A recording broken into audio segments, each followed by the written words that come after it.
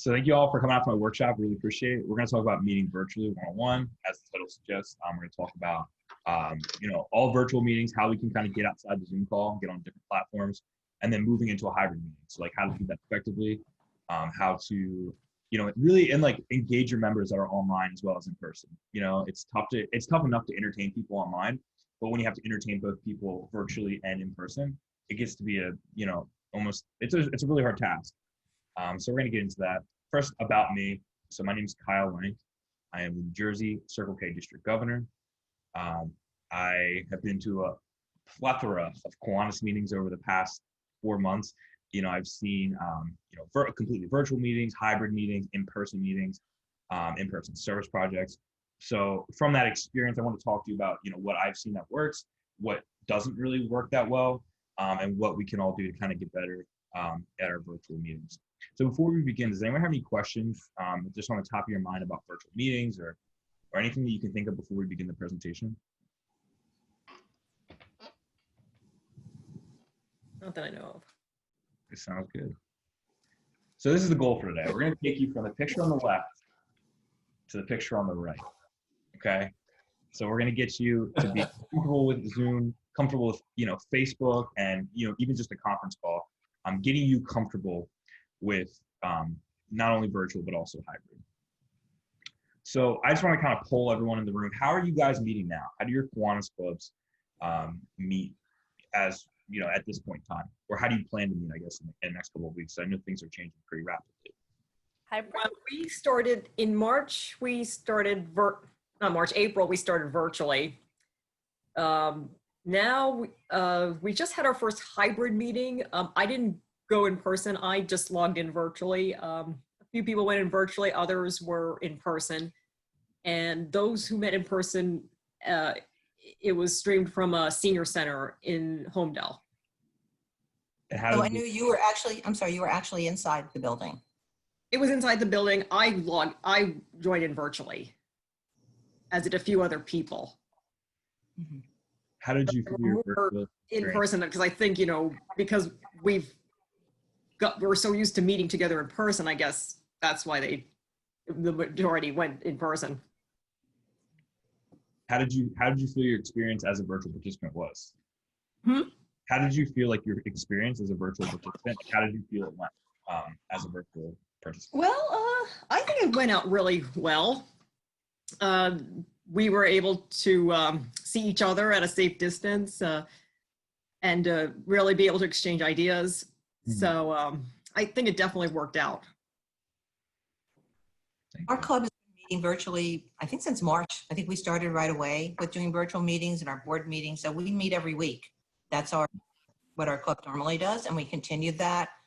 And I think it's worked well. We're looking at whether for the end of September, beginning of October, we might do our installation where we normally are. They have a tent outside, and to see, we have to look into it further, what, kind of social distancing areas they can offer to us. But we're going to, try it out, at least investigate the possibility. And it's been good. Yeah. So my club has also been meeting virtually since it basically began.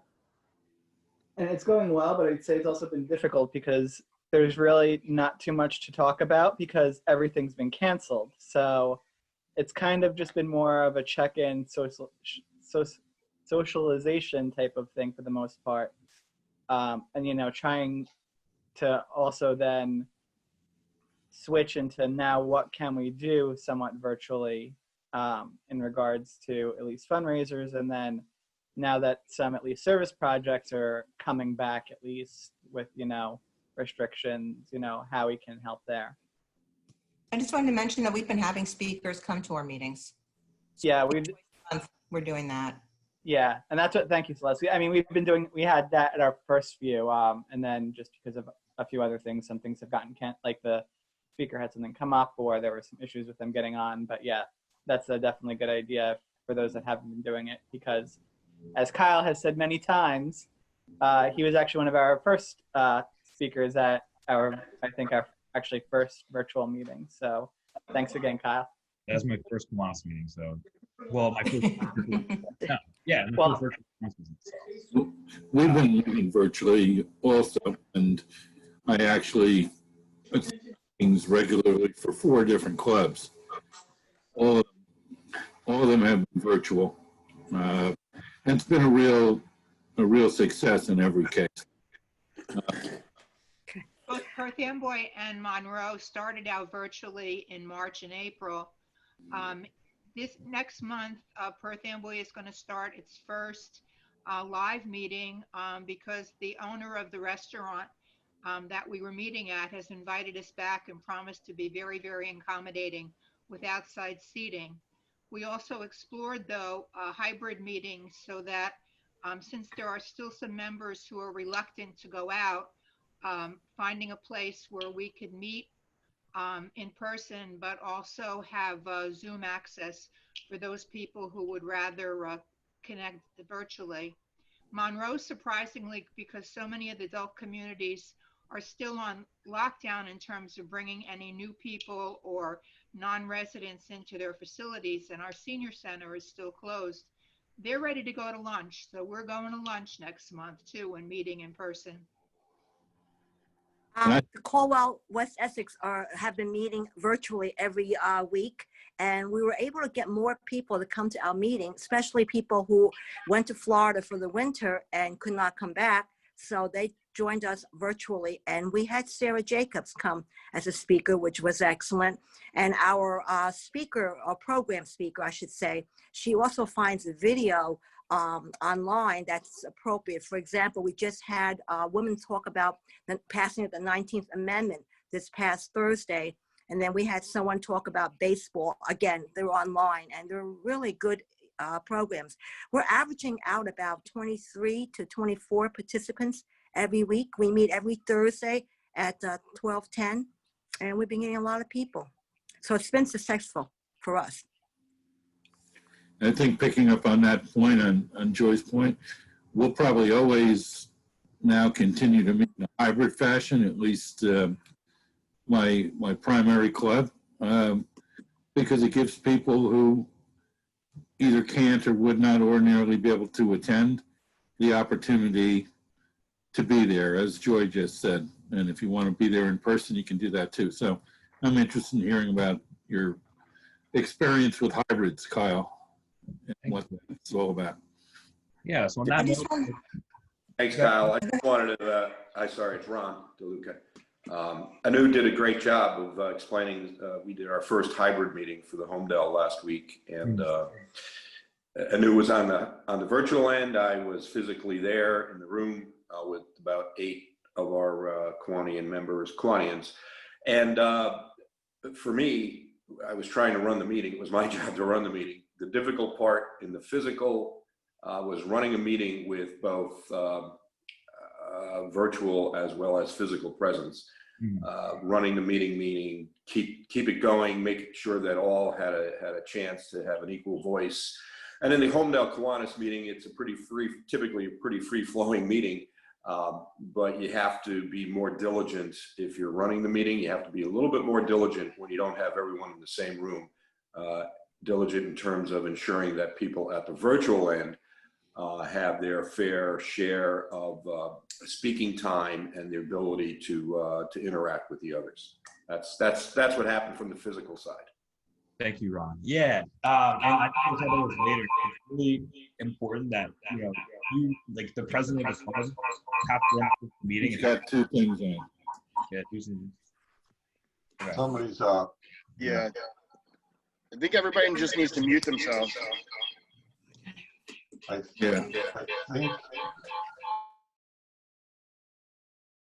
Can we just explain that it might be if somebody has their phone and their computer audio going, or 2 phones, it will cause that kind of feedback, so just check. Thank if I you. could just offer one suggestion when you're doing a hybrid meeting, the person who's running the physical meeting probably should not be the one to monitor the Zoom meeting. You could have someone physically present whose task is to raise their hand when there's somebody in the virtual environment who wishes to speak. Yeah, and I also think it's important to have someone in the virtual meeting to make sure that everyone is heard. So like, almost a facilitator of the virtual aspect. Like almost like a satellite president or a satellite facilitator that sits there and makes sure that, if anyone puts anything in the chat or anything, anyone wants to speak on the meeting, that their voice is heard. Ron, I know you brought up a great point. It's tough to get virtual people integrated and make sure that their like voice is actually heard because they're not physically there. They can't just like, there's no mute button in person, so making sure that, people are heard. So there are 3 types of meetings: virtual, hybrid, and in person. You guys all know, are all familiar. I mean, it's felt like 8 years of virtual meetings. But hybrid, like we talked about, hybrid can be whatever you want, however virtual you want or however in person you want. But mostly it's just, some kind of in-person meeting with an element that allows people to attend remotely, and then in person obviously, what an in-person meeting is. So we're going to talk about virtual meetings, and I think it's important to talk about, what other platforms there are, because, maybe Zoom just doesn't accommodate your hybrid meeting. Maybe it'd be easier to get on Facebook. We're going to talk about Facebook video conferencing, and also maybe just a conference call. Maybe just having lunch or breakfast and putting a phone in the middle of the table and just having everyone talk to it and talk, as we're at a conference, might be an effective way for your club. Yeah, so Zoom, as I said, Zoom isn't your only option. So Facebook meetings. So let me switch to my, stop sharing for a second. I'm going to show you all how to start a Facebook meeting. And then we'll talk about the pros and cons of it and why, it could be an effective way to have a meeting outside of Zoom, what benefits it has and what are its negative effects, or what are the cons of having a Facebook meeting. So let me share real quick.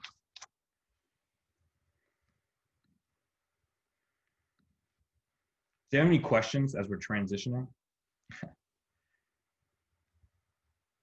Not yet, but thank you.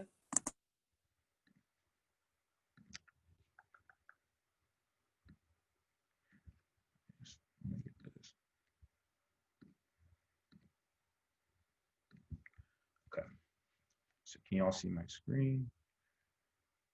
Okay. So how do you start a Facebook meeting? So you can actually video conference on Facebook, and it might be easier for you. I know a lot of people have Facebook. I think that's Kawanian's favorite way to post and to, their favorite form of social media. So it might just be easier to have everyone hop on a Facebook call. Maybe your members aren't comfortable with Zoom yet. Maybe, it's just easier to access Facebook at your hybrid meeting. But the way you can do that is you can go, so when you open up Facebook, it'll just say rooms. This is like the first thing you see, right? So we can hit create a room or create room. And then so the room can be, it'll say room activity. So that's what the room is. So let's say this is the Giordano Kiwanis Club meeting. Oh, I can't do more than 20. Giordano Kiwanis. We'll pick an emoji. That's a great club.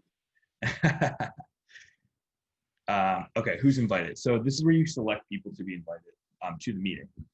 So let's say invite specific friends. Let's say the only person invited is Gordon. No, Joey? We'll invite Joey too. Joey can be invited. I don't even get invited to my own club. So you click off Joey, and then we'll put Stephen Mickey Cohen, and we'll do Gordon Matt. Invite. And then so you can schedule the start time. So let's say your Kiwanis meeting is like every Wednesday. You can schedule it to start Wednesday, September 2nd. Let's say we have our meeting at 5:30 in the morning because we want to get started on service. This isn't my club. Clearly. I was going to say, are you going to show up there, Joe? Mickey's not. So this is what's gonna come up. It'll say, this is our meeting. Your room is scheduled Wednesday, 5:30 a.m. Who's invited? Gordon, Mickey, Joey. And this is the link. So you know how you send out a Zoom link? You can just send the messenger this link, or you can send it messenger. And yeah, that's pretty much how you do it. Or you can create it from your messages. You can just, let's say, Joey, Brian, Jose, and Taylor, I think is in this group chat. Start a group video chat. Start with these people, and then I can call them, see if anyone picks up. Kyle, do you have to have a Facebook account to join a Facebook meeting like Yes, that? that's the cons of it. You have to have a Facebook account. Yeah, that's the big con. And there are people, I'm sure we know at least some people who are not on Facebook. Exactly. And that's the big, they're calling me back. Okay. Anyone hear that? What's that? Okay. Yeah. Yeah, that's the con. We'll talk about that in a second here. That is the downside, is that you must have a Facebook account, and it might be a little exclusive, but what I found is that for a hybrid meeting,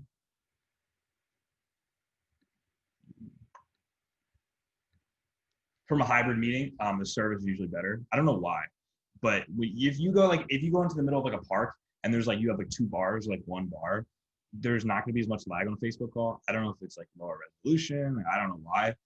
Maybe it's the magic of Facebook. I have no idea, but it just seems that it always just works better. So here are the pros. It's very convenient for members. All you have to do is pop onto Facebook.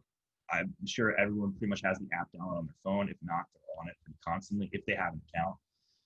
There's no need to email a Zoom link, have a separate Zoom link.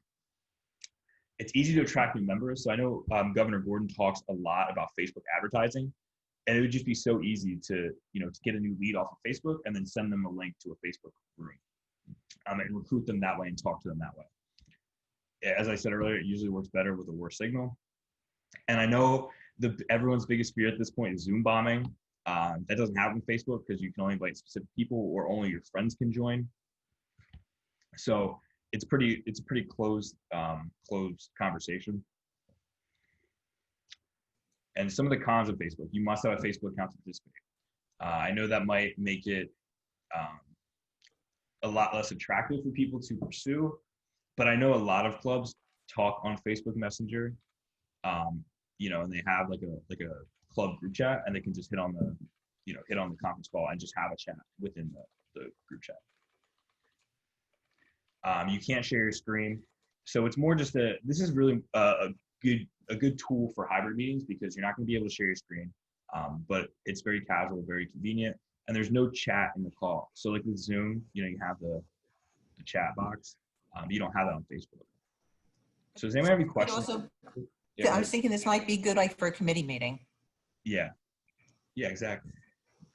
Having like having a committee, that's a good idea. And just hopping on and just hitting the call button on the messenger, if you have like a committee chat or anything like that. So have any questions about Facebook before we move on, or Facebook meetings? Governor elect I'm going to put up a question about Zoom bombing to explain it. I just wanted to say about the Facebook messaging thing. So it's funny because when Kyle ended the call, I was still on the call with the other 3 people that were on there. So you do get to see everybody that's on there. It's just like Zoom where it all pops up and they can see you and you can see them. So it works that way, because a lot of people think that you're just going to be looking at a screen. No, you're going to be looking at everybody that can come on there. And it really does work. We did a meeting at a park and I had 0 service. Facebook worked for some reason. So the magic of Facebook. Yeah, it's magic. So then, conference calls. I know some clubs did a conference call, when things went virtual. A little old school, but it works nonetheless. No account required, most protected. No one's going to Zoom bomb you. No one's going to, you don't need a Facebook account, no Wi-Fi. All you need is and it doesn't even use data. You just, it's a phone call. And technically it's the most convenient for members. I mean, you just call people right on their cell phone or their landline, if anyone still has a landline, and just, give them a call. You dropped Zoom bombing twice, and there's someone who posted a question about what that is. Okay, give me a second. Oh, okay. What is Zoom bombing? So Zoom bombing it's when someone if let's say you post a link to a Zoom call on your Facebook page. So let's say like Giordano Kiwanis has their own Facebook page, and they post a Zoom link. Hey, come join our meeting. It's just random people joining in, taking over the meeting, and then just like messing around with the settings, making it almost, pretty much unmanageable to have a meeting. Is that kind of cleared up? I know it seems like this dark, scary thing.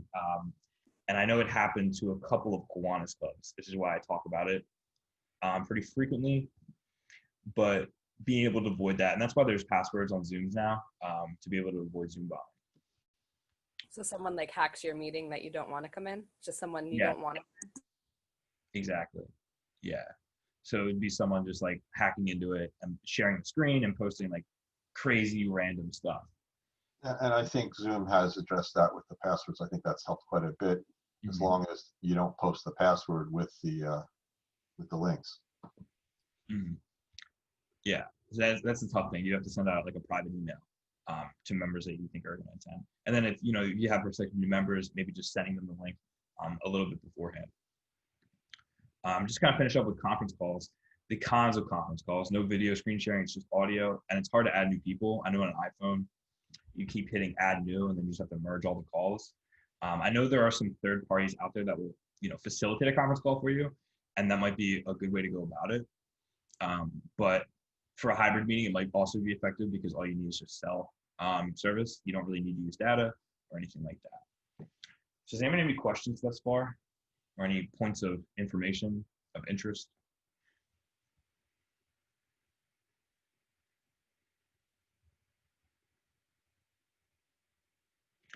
Okay. So then outside of Zoom, there's also there are a few other alternatives. There's Google Hangouts, so you can do that right from Gmail. It's very similar to Zoom, the exact same thing pretty much, except it's free to have a full meeting.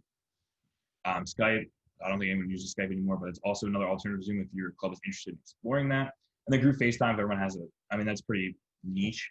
If everyone has an iPhone and Apple product, I know not everyone does. So Zoom is a very good option, but here are some alternatives if you're uncomfortable or just kind of bored of using Zoom for your club meeting. So now we're going to talk about hybrid meetings. This is the meat and potatoes. This is what we're all trying to transition to at some point, is to getting a hybrid meeting, allowing people to attend a meeting even if they feel uncomfortable, but also getting that camaraderie of being in person, getting that fellowship. So does anyone have any questions about hybrid meetings before we begin to talk about just kind of the things to do with a hybrid meeting?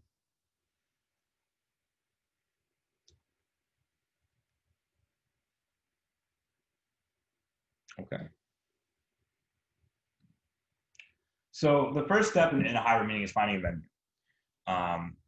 Things might have changed. Maybe your previous venue that you had Kiwanis meetings at can't accommodate a hybrid meeting or can't accommodate you at this time. Maybe you just don't feel comfortable going there given the circumstances. So here are the things to look for in a venue. The first one is good cell service or Wi-Fi. It seems like a very good idea to have a meeting in a park, and I highly recommend it. But you have to make sure that you have good cell service or access to internet in order to implement the hybrid component. Obviously, without it, you're going to have a laggy meeting. People can't hear each other. It's not going to be what you want out of it. Ideally, there's a place to charge your phone or laptop. So I know a lot of people prefer to have a laptop like with the Zoom open and have that kind of facing the in-person participants. But make sure that you can keep it charged, because Zoom will kill your battery. It will just suck the battery right out of your laptop or phone. And you also would a place where you can be socially distant. I know a lot of people are going to lunch. I think feel comfortable doing that's okay, but maybe some people don't feel comfortable going to lunch. And then you could maybe have a socially distant, sit on a patio or get coffee socially distant and have a hybrid element. And you also need a place that accommodates your expected in-person attendance. So if they can't take more than, a certain number of people, it would be in your best interest to make sure, call the place ahead of time and look to see if they can accommodate you. So possible venues, your normal Kiwanis meeting place, maybe you have a place you love to go to, you want to support.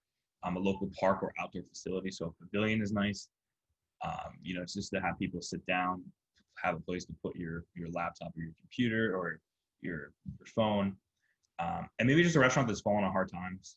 I think as Kiwanis, it's important, that help people out. as part of the Kiwanis family. It's important that we help people out.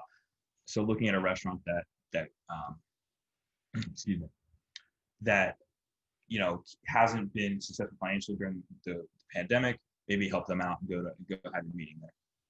So, is there any questions about venues? And have you heard much about, people have done this already and, how it's worked out? Or have you done this with Circle K? I've been to 2 Kiwanis hybrid meetings with 2 different clubs, and one was like an outdoor on a patio, Kiwanis Club Greater Mount Laurel with Mickey was there, but that was more like a laptop was in the front of the venue, and then it kind of whoever spoke went in front of the laptop and talked. And then we had Kiwanis Club of Somerset Hills, which was a hybrid dinner meeting. And that was on the phone and kind of just, talking to the phone as you like presented the agenda. Circle K hasn't done this yet because, we haven't gone on campus yet, but we'll definitely start transitioning to this. How many people were at these hybrid meetings that were on site, and how was it for them, to interact with people who were not on site? Yeah, so the Mount Laurel meeting, there was, Nikki, correct me if I'm wrong, like 10 in person. I think so. Like 10. Yeah, that sounds about right. There were about 10 people in person. I don't know how many people were in the Zoom meeting or whatever platform they were using. This is Kathy Osman from Somerset Hills. Hey, Kathy.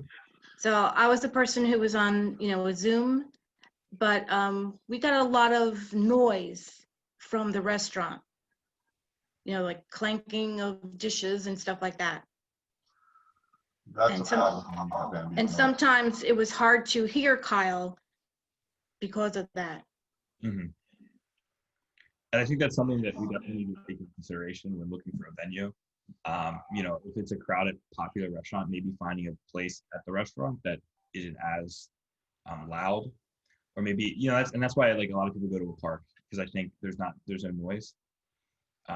And also making sure that the presenters can talk into the device so that people can hear clearly. Thank you, Kathy. You're welcome. Does anyone have any other suggestions or questions about venues? What venues have people worked well in the past? I'm in 2 different clubs, Phillipsburg and Kiwanis and Hackettstown.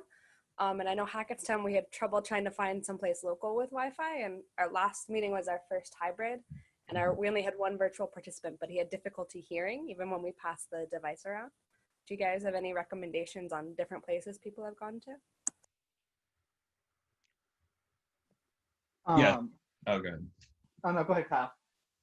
Oh, I would just say, recommendation. I think if you can find, I know if you find a county park or a state park that has a pavilion with some kind of, or maybe like a reserve with some kind of Wi-Fi or service, I think that's the best bet. Anywhere we can get away from other people, so that way you can be heard clearly. When I went to Mount Laurel, they had their meeting on the porch of the Alice Paul Institute, and that was a good option. They were able to, there was no one around. We were able to hear each other clearly. And from what I understand, the virtual participants were able to hear. So someone I know it almost sounds like a crazy, it's like a lot, there's a lot of requirements to find a successful hybrid meeting, but finding somewhere that's, with good Wi-Fi and far away, like the Alice Paul Institute. Yeah. So Vicky, can you? Oh, go ahead, Michael. I'm sorry. So Edison just had its planning meeting for the year, and one of our members hosted it because she has a big backyard. So, I don't know, the capabilities of that, but if you have a member that's willing to host, I think that could be good too. Especially that could also social distance. With that, a majority of our people were in person, so it kind of worked that it was 1 person and then at 1 point 2 on the Zoom, and it worked pretty well. Yeah, that's another great idea, is a backyard, and you can just hook onto the Wi-Fi there. That's a great idea. Yeah, I was just going to ask Mickey, did we have much feedback from Thursday night's event, like how it was for people who were watching from offsite? Joey, I don't know if anybody heard anything from people who were using that opportunity. I must be getting old because I can't even remember Thursday night. Oh my God, Nick. We're not old, Mickey, not even close. What was, help refresh my memory? I'm sorry, Point Pleasant installation? Oh, okay, you're right. I was on site, so I don't know who might have been watching remotely. I watched remotely. There wasn't a lot of feedback. They were on the water, so like there was a little bit, but like you can still hear pretty clearly, especially with the microphone. So like it was, they had good audio with that. It was it was a little bit hard to hear, but like you could still interpret what was being said. That was good because we did have a bit of background noise. It was a playground for the kids were at, so didn't know how much of that was coming across. Now that you refreshed my memory, what we were talking about, Celeste, I think they, and Kyle, you would know because you were watching. I think they did use the Facebook stream for that, didn't they? Mm-hmm. It was a Facebook live stream. It wasn't like a call, but that's. I think Facebook also is just. Yeah. It's. I think the audio feedback's the same, but yeah. I only did the on-site audio, Celeste. So I think Joey and one of the Point Pleasant members were in charge of the live stream. Yeah, we did the live stream, and we also, so I set it up on a tripod in front of the podium so that everybody could see, because we want to see who was speaking and everything. So something to keep in mind too. Who do you want people to see? Do you want everybody to see everybody that's there, or just the actual speakers that'll be doing it? The closer you put it to the podium or whoever's speaking, the easier they'll be able to hear it. The farther away, they won't be able to hear it as much. Can one of you speak to what it takes to set that up? Joey, that's your call. I have, it's in my car still. I have a tripod that you would use for a, like a camera. And I don't know if you know, as I like taking selfies. So my selfie stick that I have, it has a thing that comes off of it. I can go grab it. It'll take me 2 minutes. No, what I mean, more about physically setting it up off of Facebook, how you set up live. Oh, live streams. I'll let Kyle run that or cover that. Yeah, so let me share my screen with my Facebook account. Where is it? Okay. So where's Facebook?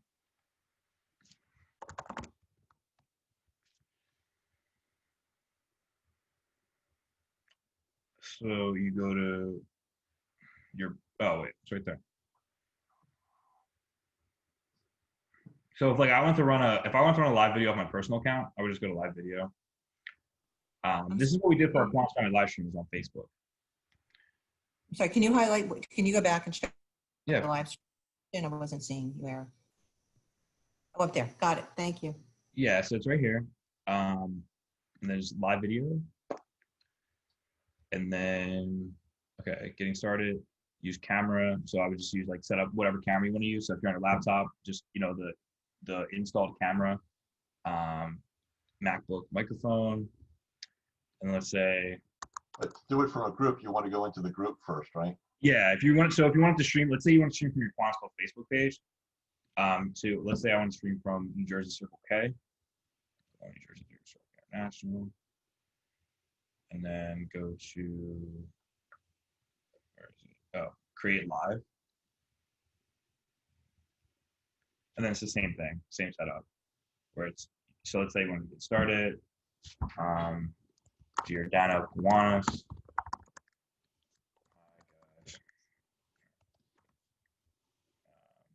Use camera. And then you just hit go live. And it'll pick 9 times out of 10, you'll just be your default camera on your computer and your default microphone. You'll be able to hear it that way. That's great. Thanks, Kyle. Yeah. Yeah, and also, that was a good point in the chat. Using school facilities when they open again, if that's possible, being able to maybe just on a play or on a maybe a school play yard or a school facility, I think is also a great idea.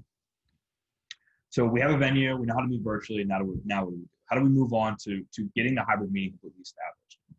So I recommend you download the mobile app, whatever you want to use. If you have Zoom, even if you plan on using a laptop, it's always good to have that backup just in case your laptop doesn't get good reception or you're not able to charge your laptop or you don't have a place for it, whatever.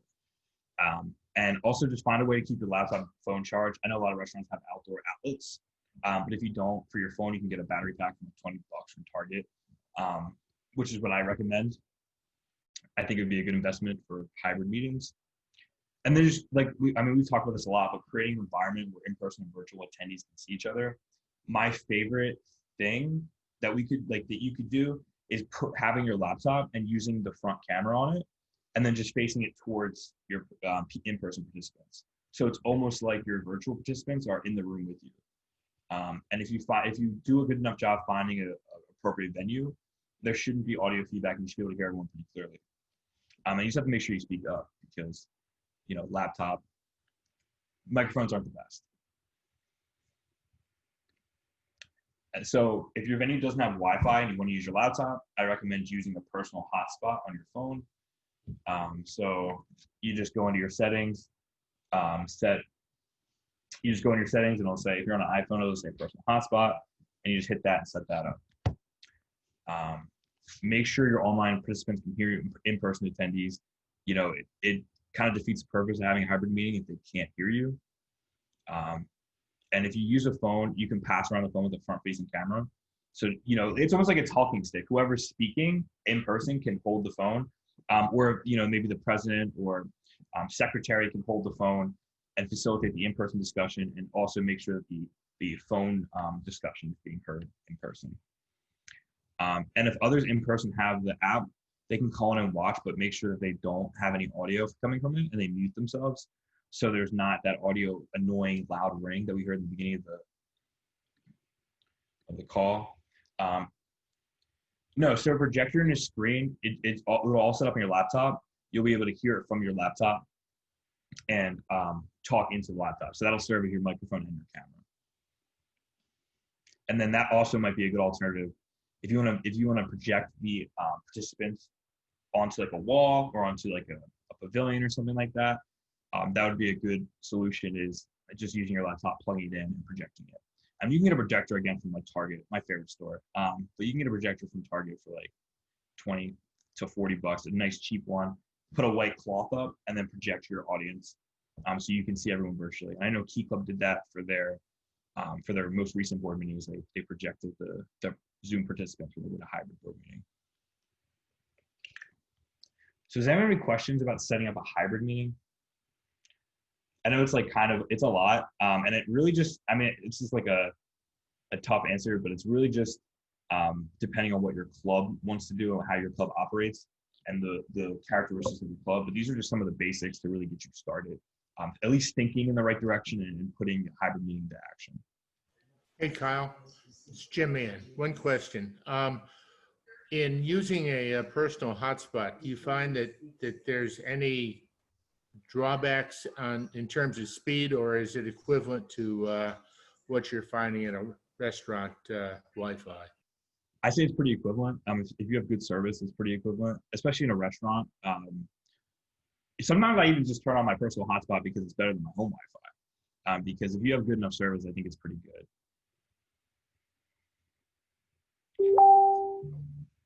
And I just want to say, just for, because so I use my phone for when we do hybrid meetings, stuff like that. For an hour-long meeting, it uses about 1 gig of data on your phone. I have unlimited, so a lot of people do have unlimited these days, but that's about what it's going to use for that. Facebook uses a lot less. I think for an hour meeting, it used like 200 megabytes, which is, a quarter or a fifth of what, Zoom uses. So that's something to keep in mind too. If you don't have unlimited data on your phone, you use what you can. Yeah.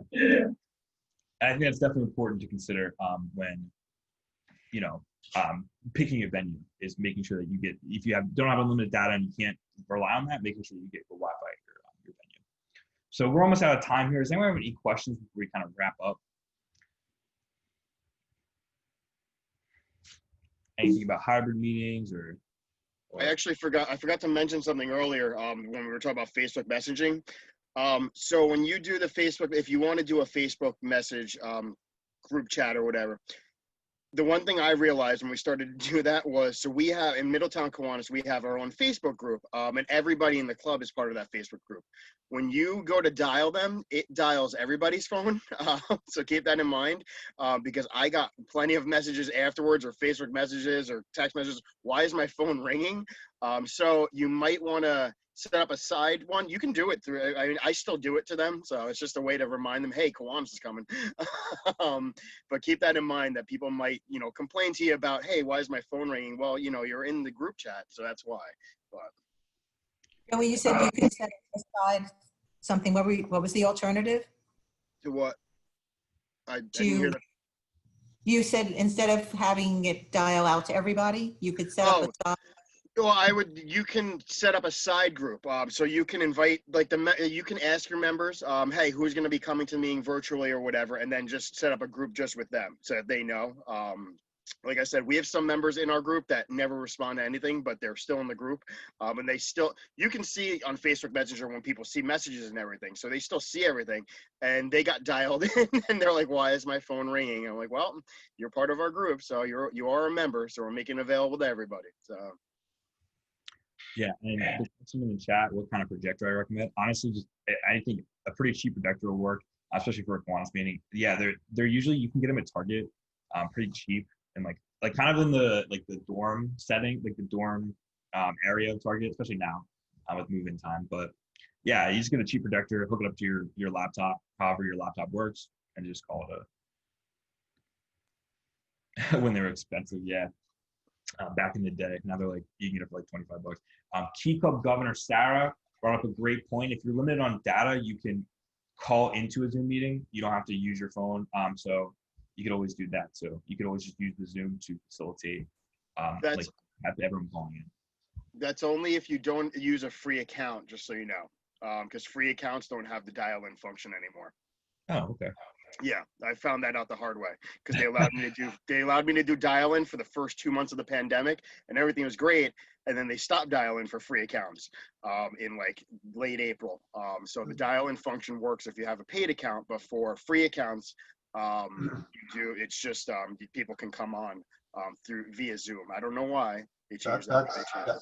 The other thing with the free Zoom accounts, and yes, you can do it for free without paying Zoom, but they cut the meeting off if there's more than 2 people in it after 40 minutes. They just disconnect you.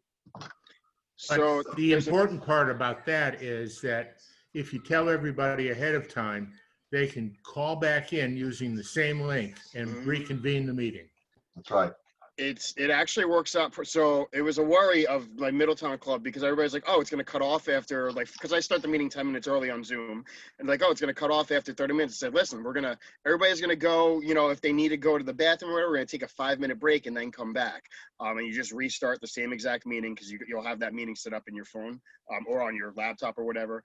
And it gives that I realize it gives that nice little break that is needed that we don't take during Zoom things anymore. Yes. Wow. Does anyone have any? Yeah, and that's Sarah.